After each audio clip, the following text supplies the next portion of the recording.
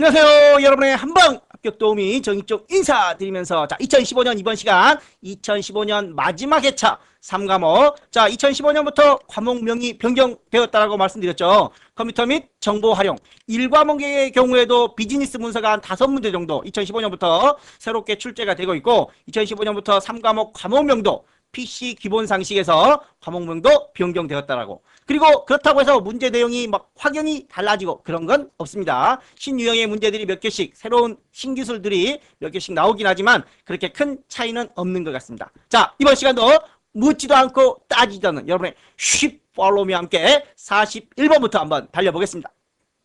자, 41번 4세대 컴퓨터의 특징으로 볼 수 없는 거. 자, 밑에 참고 정리 1세대부터 5세대까지 정리를 좀 해봤습니다. 3세대의 특징은 2015년 1회 때 한번 출제되고 5세대의 특징은 2014년 1회 때 한번 출제가 되었습니다. 자, 이번 회차에는 4세대의 문제가 출제가 된 것 같습니다. 자, 그러면 1세대부터 혹시 모르니까 또 1세대부터 정리를 좀 해보고 가겠습니다. 1세대는 기계 중심입니다. 기계 중심. 하드웨어와 기계 중심의 언어를 사용했고 2세대는 인간 중심의 고급 언어를 사용을 했습니다. 자, 그리고 2세대에 다중 프로그램이 도입이 되기 시작했고 온라인 실시간도 도입이 되기 시작했습니다. 자, 2세대와 3세대의 특징에서 좀 혼란이 올 수 있는 부분 다중 프로그램, 여기는 다중 처리입니다. 다중 처리. 자, 처리는 누가 하나요? CPU, 프로세서가. 자, 그래서 다중 처리는 다중 프로세싱이라고도 표현할 수 있어요.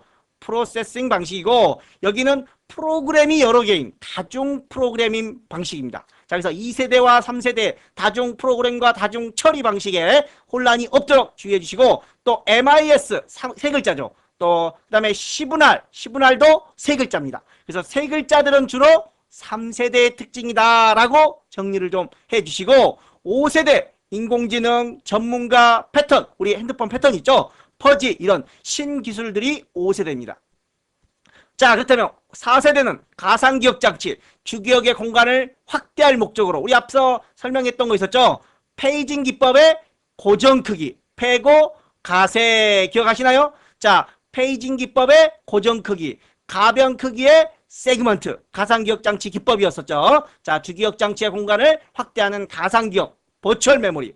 자, 그 다음에 마이크로 프로세서의 개발로 개인용 PC가 등장을 하고 슈퍼컴퓨터가 개발이 되고 네트워크가 발달하기 시작했다라는 것들이 4세대의 특징들입니다. 개인용 컴퓨터가 들어가고 다중 프로그램, 이건 2세대였죠. 가상기억 장치와 LSI, 5세대는 VLSI가 되겠죠. 자, 그래서 틀린 거는 2번이 정답이 되겠습니다. 42번 PC 관리 방법으로 잘못된 것은 자, 백신 프로그램과 운영체제는 자주 업데이트를 해주는 게 좋다. 그렇죠? 하드디스크를 새로 장착할 때는 전원을 끄고 해야 된다. 전원을 안 끄고 해도 되는 게 하나 있었어요. 뭐였었죠? USB. 그래서 얘를 우리는 핫 수압이라고 돼 있어요. 핫 수압 또는 핫 플러깅. 핫이 뭐예요?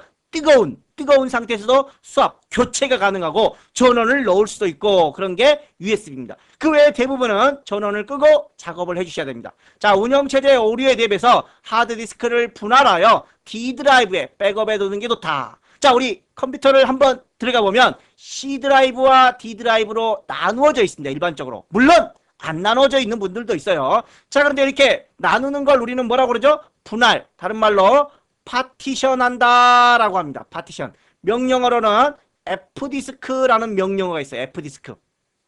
자, 분할을 하는 이유는 컴퓨터가 고장난다. 그럼 이 C가 고장이 납니다. C가. 그래서 중요한 자료, 뭐 과제, 내가 좋아하는 영화 같은 거 이런 것들은 D 드라이브에 백업을 해두거나 저장을 해두면 컴퓨터가 고장나더라도 C만 고장나기 때문에 D에 있는 자료는 그대로 살릴 수 있다는 겁니다. 물론 뭐 완전히 다 고장나는 경우는 어쩔 수 없겠죠. 그래서 대략 한 90% 정도는 D 드라이브는 살릴 수가 있습니다. 자, 그래서 하드디스크를 분할하여 D 드라이브에 백업을 해놓는 게 좋다라는 겁니다.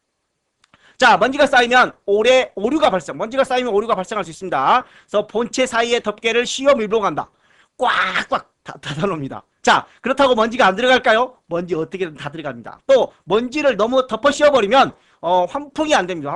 환풍이 안 되면 열이 더 발생을 할 수가 있습니다. 그래서 문제가 될 수 있으니까 덮개를 씌워 밀봉하기보다는 적절한 환풍이 필요합니다. 저희 컴퓨터는 전부 다 뚜껑이 열려 있어요. 본체 뚜껑이 열려 있어요. 환풍이 잘 되라고. 자, 그럼 먼지도 덜 들어갑니다. 자, 43번 문제 보겠습니다. 주기역 장치에 대한 설명이다. 주기역은 크게 롬과 램이 있죠. 롬과 램. 자, 램은 휘발성입니다. 램은 휘발성이고 롬은 비휘발성이다. 날아가지 않는 비휘발성. 램은 날아가 버리는 휘발성이다. 자, 램에는 크게 D램과 S램으로 나눠집니다. S램은 주로 이제 그 캐시 메모리에 이용되죠. 캐시 메모리에. D램은 주기적으로 재충전. 이전에 한번 출제됐던 문제도 있었던 것 같아요. D램. 주기적으로 재충전을 해야 된다라는 그런 내용으로 한번 출제가 됐던 것 같은데, 자, 아무튼 한번 보겠습니다. 현재 가장 많이 사용되고 있는 주기역 장치는 SSD다. SSD 한번 보겠습니다. SSD는 하드디스크다. 자, 워드 프로세서에서는 아직까지 SSD에 대한 출제가 된 적이 없지만 처음 나온 것 같아요. 정답은 아니지만. 그런데 컴퓨터 활용 능력에서는 이 SSD에 대한 문제도 자주 출제가 되고 있습니다. 이제 워드 쪽으로 넘어올 타이밍도 되었어요. 자, SSD가 뭔지 좀 정리를 해주시기 바랍니다. SSD는 하드디스크의 한 종류로서 기존의 하드디스크의 충격이 약합니다. 기존 하드디스크는 충격에 약합니다. 그런데 충격에 강합니다. 충격에. 또 속도도 엄청 빨라요. 컴퓨터 부팅 속도도 금방 켜져 버립니다. 자, 그런데 이제 좀 아직까지는 이런 것들이 많이 발전하지 못하다 보니까 용량이 작습니다. 용량이 작고 가격이 좀 비싸다라는 단점이 있겠죠. 아무튼 SSD는 최근에 사용하는 하드디스크의 한 종류다. 그럼 1번은 틀린 거죠. 자, EEPROM 앞서도 우리가 앞에 몇 번 출제됐던 것 같아요. 12년, 15년, 2회까지도 출제됐던 문제들인데, 자, 롬 읽기만 가능한 비휘발성이다. 자, 대표적인 펌웨어로 바이오스나 글꼴, 포스트 등을 기록을 하면 돼요. 또는 디스크 부팅하는 거 초기화하는 그런 데 사용하는 게 이 펌웨어의 대표적인 특징들이다. 자, 마스크롬 4가지가 있는데 마스크롬은 제조차에서 미리 만들어 오기 때문에 수정이 불가능합니다. P롬은 한 번만 수정이 가능해요. 그래서 라이트 원스 한 번만 쓰고 리드맨이 읽기는 여러 번 할 수 있다. P롬입니다. 자, 반면에 EPROM과 EEPROM은 읽고 쓰기가 자유롭습니다. 읽고 쓰기가. 대신 EPROM은 이가 하나 있는 EPROM은 자외선을 이용해서 내용을 지우고 쓸 수 있어요. 이가 2개 있는 건 전기를 이용하여 내용을 지우고 쓸 수 있는 형태고 대표적으로 플래시 메모리로 EEPROM을 사용하고 있습니다. 플래시 메모리로. 자, 그래서 EEPROM은 롬의 한 형태입니다. 롬의 펌웨어로서 바이오스, 포스트 등의 대표적인 펌웨어로 쓰인다. 이번은 그러면 맞는 내용이 되겠죠. 롬의 종류 지난 회차에서도 설명을 좀 드렸어요. SD램, D램은 SD램에서 S하고 R은 빼고 D램입니다. D램. 자, D램의 종류에 이런 S와 R이 붙는 거고 D램, 아까 우리가 주기역 장치라고 그랬죠. 자, 전원이 공급되지 않아도 지워지지 않는 비휘발성이다. D램은 지워지는 휘발성이다 라는 겁니다. RD램도 역시 휘발성 주기역이 되겠죠. 자, 그런데 가장 빠른 장치이다. 가장 빠른 장치 레지스트가 아니라 레지스터. CPU의 임시기억 장소 레지스터죠. 그 다음에 S램은 캐시에 이용된다라고 했습니다. 그 다음에 D램 보조기억 장치 순으로 속도가 빠릅니다. 그래서 RD램이 가장 빠른 기억 장치라고 말하기는 좀 어렵겠죠. 따라서 2번이 맞는 내용이 되겠습니다. 자, 44번 상점에서 바코드를 읽어드려. 자, 많이 사용하는 입력 장치로 빛을 주사하여 반사되는 이 빛의 차이를 인식하여 디지털 그래픽 정보를 바코드 같은 거 있죠. 바코드 스캐너라고 정확하게 편의점 같은 판매점에서 바코드를 스캔하는 바코드 스캐너가 되겠습니다. 45번 다음 중 하드디스크 구조에 디스크면에 걸친 트랙을 의미하는 거. 자, 트랙을 의미한다. 모든 디스크면에 걸친 트랙, 즉 트랙들의 집합을 의미하는 용어인데, 자, 섹터부터 보겠습니다. 자, 우리가 원으로 한번 그림으로 그려보겠습니다. 자, 이렇게 원이 있습니다. 이런 원, 안에 원이 있고 이런 걸 우리는 트랙이라고 그러죠. 동심원을 트랙이라고 합니다. 자, 그리고 여기서 다시 이렇게 나눠져 있는 부채꼴 모양을 섹터라고 합니다. 섹터의 모임, 파일을 저장하는 단위인 섹터의 모임을 클러스터라고 하고, 자, 이런 트랙들의 모임, 자, 여기에 밑에 디스크가 여러 장 있어요. 이렇게 디스크가 여러 장 있으면 그 디스크면에 걸친 자 1번은 1번끼리 연결됐습니다. 이렇게 원기둥 모양의 트랙들의 모임을 실린더라고 합니다. 자, 그래서 45번에는 3번이 정답이 되겠습니다. 46번 DMA 다이렉트 메모리 액세스에 대한 설명으로 거리가 먼 거 DMA에 대한 설명입니다. 자, 그럼 먼저 DMA에 대한 내용을 정리를 한번 하고 가면 자, DMA와 비슷한 게 채널이 있습니다. 채널. 자, 이 두 개는 CPU의 여기 보면은 CPU의 효율성이 증가되는 거죠. 모든 일은 컴퓨터의 모든 일은 CPU가 담당해서 일 처리합니다. 그런데 이 DMA와 채널은 CPU와 독립돼서 CPU의 부담을 덜어줘요. 즉 CPU가 할 일들을 얘네들이 한다라는 거죠. 자, 그런데 채널은 위임을 받아서요. 자, 학교의 반장이라고 제가 연상을 해드렸어요. 반장하고 비유해드렸죠. 선생님이 반장한테 뭘 주죠? 위임장을 줘요. 자, 네가 우리 반 반장이니까 네가 우리 반을 잘 이끌어가라. 선생님의 지시에 따라서입니다. 따라서 선생님의 지시를 따라야 돼요. 선생님의 제어를 받아야 된다는 거죠. 자, 그런데 DMA는 안 받아요. 선생님의 지시를 안 받고 몰래 자기 혼자 일을 해버려요. 그래서 얘를 우리는 사이클 스틸이라고 합니다. 사이클 스틸. 스틸이 무슨 뜻이에요? 훔치다. 선생님이 해야 할 일을 선생님이 아침에 학교에 일찍 와서 혼자 선생님이 청소하는데 그거를 얘가 더 일찍 와서 몰래 청소를 합니다. 선생님한테 지시를 받는 게 아니라 훔쳐와요. 훔쳐와. 혹시 그 영국이라는 나라 아시죠? 영국. 영국은 야구를 안 한대요. 야구. 왜? 우리 야구에 보면은 이렇게 돼 있죠. 그래서 1루에서 2루로 몰래 도루하죠. 도루. 도루가 영어로 스틸이에요. 스틸. 그래서 영국 사람들은 신사라 스틸을 안 해요. 도루를 하기 싫어서 야구를 안 한대요. 진짠가요? 저도 잘 모르겠어요. 자, 아무튼 스틸 훔쳐와서 즉 CPU로부터 어떤 제한을 받지 않고 여기 보면 CPU를 거치지 않고 간섭 없이 입출력과 메모리 간에 직접 데이터를 전송하는 방식이 DMA다. 자, 그런데 CPU로부터 입출력 장치에 제어를 제어를 넘겨받아. 자, 이건 채널에 대한 설명입니다. 채널. 자, 제어를 넘겨받아 대신 처리하는 입출력 전용 프로세서다. 이건 채널. CPU로부터 전혀 제어를 받지 않아요. 자, 그래서 CPU가 할 일을 대신하니까 CPU의 효율성이 증가되고 CPU는 더 많은 일을 처리할 수 있습니다. 자, 그래서 틀린 거는 1번이 되겠습니다. 2번과 4번은 한번 읽어봐 주시고 47번 객체지향 프로그램. 자, 13년 2회와 14년 3에서도 동일 문제가 그대로 출제된 적이 있습니다. 객체지향 프로그램에는 C++, C#, Java, C는 해당 안 됩니다. C는 절차적 언어에 해당되고 이러한 언어들이 절차적 언어에 해당됩니다. C++, Java, Sharp 이런 언어들이 있습니다. 자, 48번 문제 응용 소프트웨어. 자, 소프트웨어는 크게 시스템 소프트웨어가 있고 응용 소프트웨어가 있습니다. 시스템은 없어서는 안 될 중요한 프로그램입니다. 자, 중요한 프로그램. 대표적인 게 운영체제. 우리 윈도우가 없으면 컴퓨터 사용 안 하나요? 못 사용해요. 윈도우가 없으면 컴퓨터가 아예 켜지지도 않아요. 자, 중요한 프로그램의 시스템이고 응용은 없으면 많은 거. 워드 프로세서, 엑셀 이런 거 없으면 안 하면 되죠. 게임 없으면 안 하면 돼요. 인터넷 없으면 안 하면 돼요. 이런 것들이 응용 프로그램의 한 종류들입니다. 자, 그러면 응용 프로그램에 대한 설명으로 잘못된 거 MS 아웃룩. 최근에 이제 2015년부터 이 아웃룩에 대한 문제가 꼭 한 문제씩 출제되고 있는 것 같아요.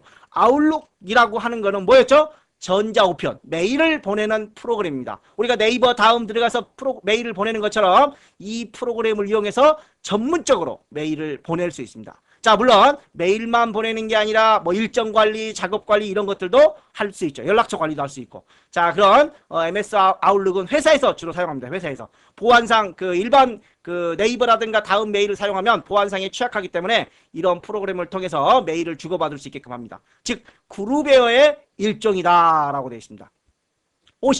OCR은 OCR 소프트웨어는 문서 이미지에 포함된 문자를 이미지 형태로 문자로 변경해준다. 자, 우리 보통 인터넷 같은 데 보면은 PDF 문서를 다운받아요. 근데 이 PDF는 수정이 안 돼요. 수정이. 그림으로 돼 있어가지고. 자, 그래서 이런 문서 또는 이미지 형태로 돼 있어가지고 내가 짜집게 해서 좀 수정을 하고 싶어요. 그런데 그게 안 된다는 겁니다. 그런 이미지 형태의 문서를 읽어드려서 이미지 형태의 문자로 변경을 하는 게 아니라 텍스트 형태의 파일로 변환을 합니다. 자, 한 90% 정도 인식을 합니다. 100% 완벽하게 인식하지는 못하지만 내가 일일이 다 타이핑하는 것보다는 낫죠. 훨씬 낫죠. 자, 그래서 90% 정도 인식을 하고 일부 부분에 대해서는 수작업이 필요하다라는 거. 자, 그래서 2번이 틀린 겁니다.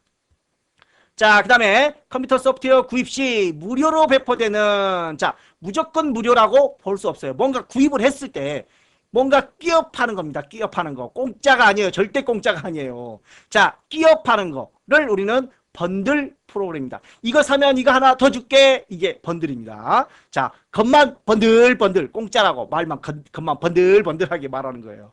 자, 데이터베이스 관리 프로그램은 중복을 똑같은 자료를 최소화해야 돼요. 그리고 무결성, 결함이 없어야 돼요. 아, 이 자료를 많이 올려줬는데 다 틀린 답만 있어. 그럼 되나요? 결함이 없어야 된다라는 겁니다.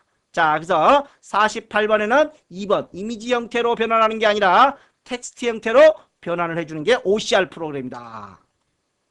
자, 49번 다음 중 가장 많은 데이터를 저장하는 거. 자, CDRW 보통 얘가 한 700메가에서 800메가 정도입니다. 1기가가 아니라 800메가 정도. 자, DVD 듀얼이죠. 듀얼. 이거는 듀얼은 주로 양면을 쓸 수 있는 겁니다. DVD가 보통 한 4.7기가 정도 쓸 수 있습니다. 4.7기가. 근데 양면을 쓰면 한 17기가까지, 한 2배에서 3배까지도 쓸 수가 있습니다.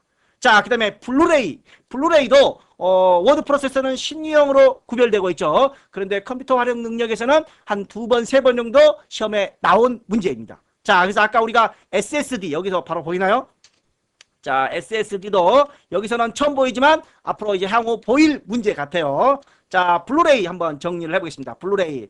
자, HD급 화질 영상을 원하는 소비자들의 욕구를 충족하기 위해 개발하였고, 블루레이는 한 층에, 한 면에 25기가를 씁니다. 한 면에 25기가를. 듀얼로 쓰면 양면을 씁니다. 양면. 2층으로 양면을 써서 최대 50기가까지 저장을 할 수가 있습니다. 자, 얘가 아까 듀얼로 쓰면 17기가까지. 근데 얘는 단면만 쓰라도 25기가. 양면을 쓰면 최대 50기가까지. 그래서 가장 용량이 큰 거는 최근에 블루레이가 된다는 겁니다. 블루레이. 자, 50번 멀티미디어. 영화, 음악, 이미지, 뭐 동영상 이런 것들이 멀티미디어가 되는 겁니다. 자, 밑에 2D 애니메이션, 동영상, 사운드, 웹페이지, 홈페이지. 자, 인터넷 페이지를 제작하는 프로그램들에 대한 내용들인데 밑에 한번 정리를 좀 해보겠습니다. 3D 애니메이션, 3D 맥스, 3D 맥스. 자, 그 다음에 뭐 소프트 이미지, 마야 이런 것들이 3D 애니메이션에 속하는 프로그램들이고, 2D는 포토샵 많이 들어봤죠? 일러스트, 벡터 이미지를 그리는 AI 프로그램이 있었죠. AI. 코렐드로우 이것도 벡터입니다. CDR. 자, CDR. 페인터. 자, 이 두 개는 벡터 이미지. 포토와 페인터는 비트맵 이미지, 레스터 이미지라고 했었죠. 자, 이런 이미지를 만드는 겁니다. 동영상 제작 프로그램으로 비디오, 윈도우, 비디오, 자, 프리미어, 비디오 4 윈도우, 비디오 스튜디오 이런 것들이 있습니다. 영상을 제작하는 겁니다. 제작. 자, 반면에 리얼 플레이어, 윈도우 미디어 플레이어, 곰 플레이어. 여러분들 동영상 볼 때 보는 프로그램들이죠. 얘네들은 영상을 제작하고 편집할 기술이 없고 단순히 플레이어만 시켜줍니다. 플레이어. 자, 웹페이지 제작 프로그램에는 프론트 페이지, 드림위버, 나모 웹 에디터 이런 프로그램들이 있습니다. 자, 그래서 마야는 3D라고 그랬죠. 마야는 3D. 마야 노래도 있죠. 뭐 나보기가 역겨워 이런 노래 있죠. 동영상 제작 프로그램에는 비디오 스튜디오가 있고, 얘는 뭐 동영상이 아니죠. 리얼 플레이어도 플레이어죠. 단순 플레이어. 자, 사운드 제작에 피날레, 케이크웍, 프로, 사운드 포지 이런 프로그램들이 있습니다. 자, 그 다음에 웹페이지, 포토샵은 이미지, 2D 이미지죠. 자, 윈도우 미디어 플레이 역시 동영상 플레이어입니다.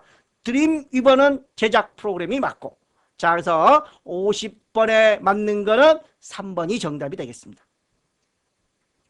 자, 51번 문제. 인터넷상의 중앙 서버의 데이터를 저장해 두고 인터넷 기능이 있는 모든 IT 기기를 사용하여 언제 어디서든지 정보를 이용할 수 있다. 물론 빌려 쓰고, 이 언제 어디서든지 정보를 이용할 수 있고, 그 빌려서 쓰는 겁니다.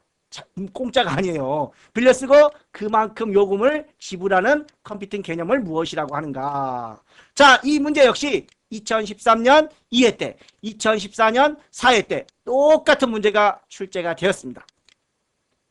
정답은 클라우딩 컴퓨터가 되겠죠. 언제 어디서든 필요한 정보를 필요한 만큼 빌려 쓰고 그만큼 요금을 지불하는 방식이 클라우딩 컴퓨터입니다. 자, 모바일 컴퓨터 밖에 나가서도 휴대용 PC를 이용해서 외출 시에도 자 쉽게 컴퓨터를 이용할 수 있는 모바일 컴퓨터. 자, 분산 컴퓨팅도 있고 그리디 컴퓨팅, 사용하지 않는 시간대 인터넷을 연결하여 수많은 컴퓨터를 하나의 고성능 컴퓨터로 활용할 수 있는 것을 그리디 컴퓨팅이라고 합니다. 자, 52번으로 넘어가 보겠습니다. 자, 전자우편, 앞서 아웃룩 프로그램 설명드렸죠. 전자우편을 전문으로 보내는 프로그램들이 이 아웃룩이라고 앞에서 설명을 드렸는데, 자, 우리가 메일 보낼 때 SMTP, 팝, 아이맵, 마임 이런 거 쓰나요? 전자우편 프로토콜이라고 그러는데 안 써요. 왜? 우리는 네이버, 다음 이런 포털 전자우편을 쓰기 때문에 안 쓰지만 앞서 설명드렸던 아웃룩 프로그램이라고 있습니다. 자, 아웃룩 프로그램 꼭 한두 문제, 2015년부터 꼭 한두 문제가 한 문제 정도가 출제가 되었었습니다. 이런 전용 그 전자우편 프로그램에서 이런 걸 씁니다. SMTP는 메일을 송신, 발송을 하는 거죠. 보내는 겁니다. 보내는 거. 자, 팝은 수신을 하는 거죠. 제목과 내용을 동시에 가져온다. 제목과 내용을. 자, 아이맵은 제목과 송신자를 보고 메일을 다운로드하는 겁니다. 즉 먼저 제목만 먼저 오는 겁니다. 아이맵은. 과거에 하드디스크 용량이 딸렸을 때의 문제고 지금은 거의 안 쓰이죠. 자, SMTP는 메일을 송신하고 메일을 수신하는 건 팝이고, 자, 그 다음에 이런 것들은 주로 이제 텍스트 위주의 메일을 주고받는 겁니다. 여기 보면 아스키라고 돼 있어요. 텍스트 형태입니다. 텍스트 형태. 자, 그런데 멀티미디어의 전자우편을 주고받는 건 마임입니다. 텍스트 메일의 수신을 담당한다라고 돼 있죠. 텍스트 메일의 수신을 담당하는 건 보통 수신이니까 팝이 되겠죠. 팝. 그런데 이 마임은 멀티미디어 전자우편을 주고받을 때 송신과 수신을 담당하는 게 마임이라는 거죠. 4번이 틀린 내용이 되겠죠.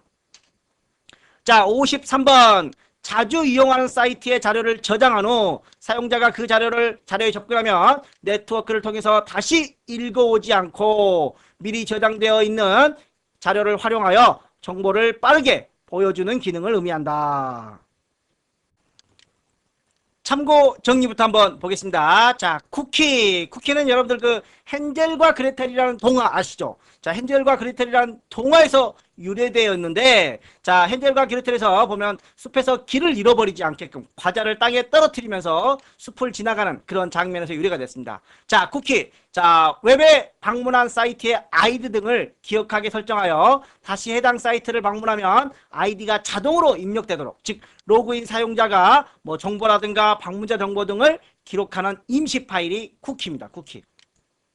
자, 그 다음에 스트리밍은 우리가 보통 인터넷에서 동영상을 다운로드하지 않고 내려받지 않고 실시간으로 조금씩 플레이하는 기술을 스트리밍이라고 하죠. 물이 흐르는 그런 것처럼. 자, 로밍 아시죠? 핸드폰 국내 말고 외국에 나갈 때, 자, 외국에서도 핸드폰을 그대로 쓸 수 있는 기술이 로밍 기술이죠. 자, 자주 가는 사이트에 정보 자료를 저장하고 있다가 빠르게 보여주는 걸 캐시, 현금인가요? 현금이 있으면 빠르게 뭔가 할 수 있죠. 자, 그래서 53번에는 2번이 정답이 되겠습니다. 자, 54번 문제. 디지털 컨텐츠의 불법 복제와 유포를 막고 저작권 보유자의 이익과 권리를 보호해주는 기술. 자, 이것도 2015년 1회 때 똑같은 문제가 한번 출제되었습니다. 자, 관련 용어로는 2번으로 생각을 할 수도 있습니다. 자, 2번이 원래 그런 의미를 담고 있어요. 디지털 컨텐츠 라이트 프로텍션. 자, 그런데 이런 용어는 없고 2번의 의미를 담고 있는 용어가 DRM입니다. DRM. 자, 그래서 저도 인터넷 검색을 해봤는데 이런 말은 있는데 용어로는 이렇게 정리를 해주셔야 될 것 같아요. 자, 픽스와 CRM은 고객관리입니다. 고객관리. 자, 여러분들이 마트라든가 백화점 등을 가면 여러분들의 신상 정보를 보관해 놓고 관리해주는 그런 고객관리 프로그램이 CRM이고, 자, 픽스 웹사이트 내용에 대해 선택적으로 접근하도록 해주는 기반 구조를 픽스라고 합니다. 자, 54번에는 DRM에 대한 설명이 되겠습니다. 자, 55번 문제로 넘어가 보겠습니다.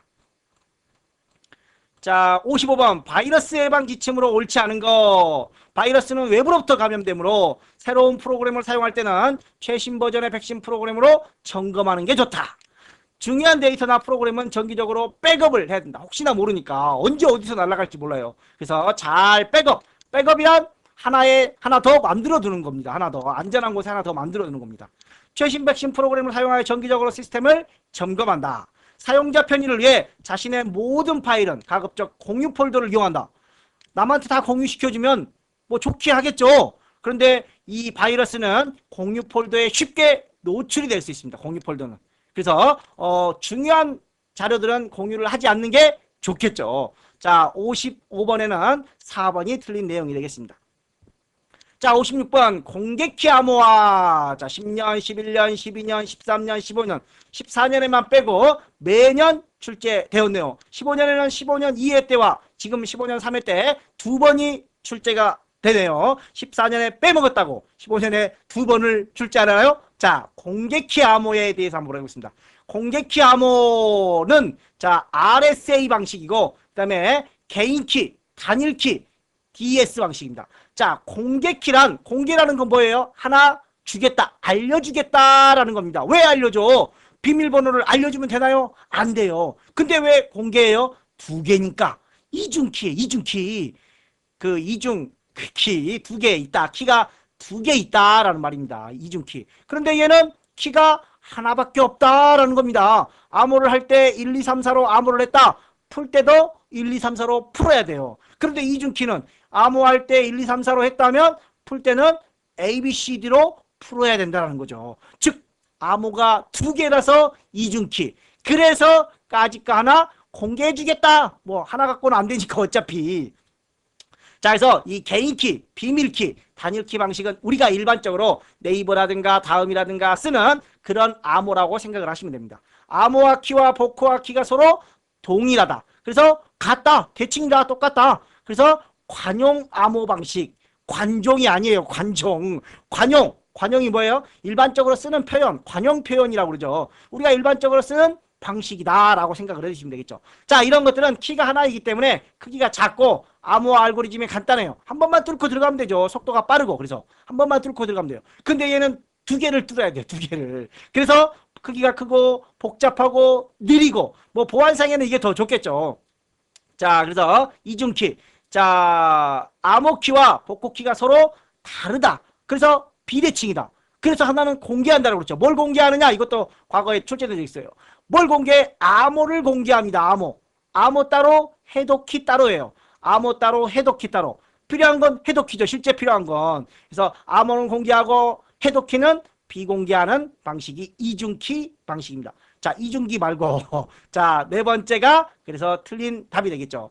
자, RSA. 이게 이제 DS 방식이죠. DS 방식에 비해 이게 RSA 방식이죠. 공개키는 비밀키 암호화에 비해 속도가 느리다라고 해야 맞는 거가 되겠죠. 57번으로 넘어가겠습니다. 다음 설명하는 신기술은 현실 세계의 배경에 3D 가상 이미지를 중첩으로 중첩하여 영상으로 보여주는 기술이다. 스마트폰 카메라로 주변을 비치면 인근에 있는 상점의 위치, 전화번호 등의 정보를 영상으로 입체 영상으로 표시한다. 자, 2015년 1회 때 유사 문제가 출제가 되었어요. 증강현실, Augmented Reality. 사용자가 눈으로 보는 현실 세계에 가상 물체를 겹쳐 보여주는 기술로 스마트폰 카메라로 주변을 비추면 인근 주변의 상점 위치, 전화번호 등의 정보를 입체 영상으로 표시해주는 게 뭐다? 증강현실 또는 AR이라고도 합니다. AR만 줄여서 AR 그러면 뭔 말인지 알아야 돼요. AR. 자, 그 다음에 SSO는 SSO. 자, SSO는 싱글 사인온, 하나의 아이디로 여러 사이트를 이용할 수 있다라고 해서 14년 2회 때 한번 출제된 적이 있습니다. RSS는 15년 1회 때 출제된 적이 있습니다. 뉴스나 블로그 등에서 컨텐츠의 표현하는 방식으로 사용자 입장에서는 종전에 원하는 정보를 내가 일일이 찾아다녔어야 돼요.